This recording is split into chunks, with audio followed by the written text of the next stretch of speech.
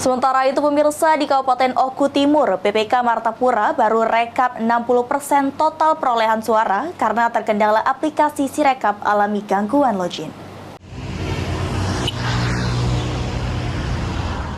Aplikasi Sirekap merupakan salah satu penunjang utama dalam proses perekaman surat suara dari TPS.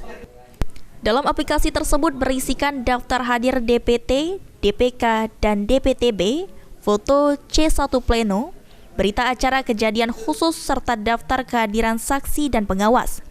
Namun sayang saat akan login ke aplikasi Sirekap dan memulai perekapan perolehan suara, aplikasi Sirekap mengalami kendala server sehingga operator yang bertugas tidak dapat login ke aplikasi Sirekap. Ketua PPK Martapura menyampaikan, gangguan server pada aplikasi Sirekap terjadi pada hari Rabu 14 Februari 2024. Dari pukul 14 waktu Indonesia bagian Barat sampai dengan pukul 17 waktu Indonesia bagian Barat.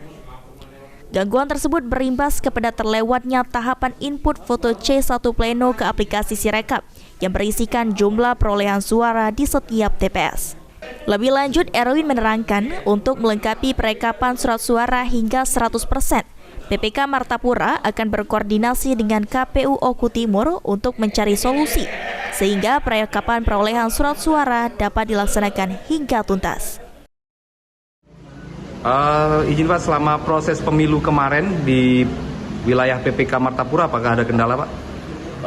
Selama proses pemungutan sampai dengan penghitungan, untuk di Kecamatan Martapura, alhamdulillah tidak ada kendala sampai dengan pukul 1.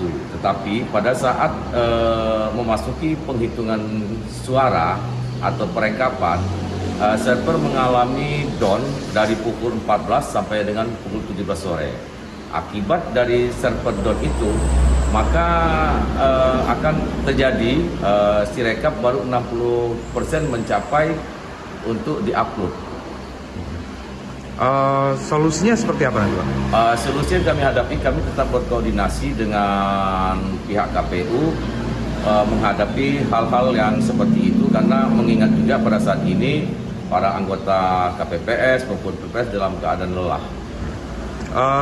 Selain itu tidak ada kendala lain Pak? Alhamdulillah sampai saat ini tidak ada kendala, terutama di lapangan karena berkat kerjasama baik pihak kepolisian, TNI dalam mengawal proses demokrasi tahun 2024 ini. Elvan Rijefriadi, PAL TV.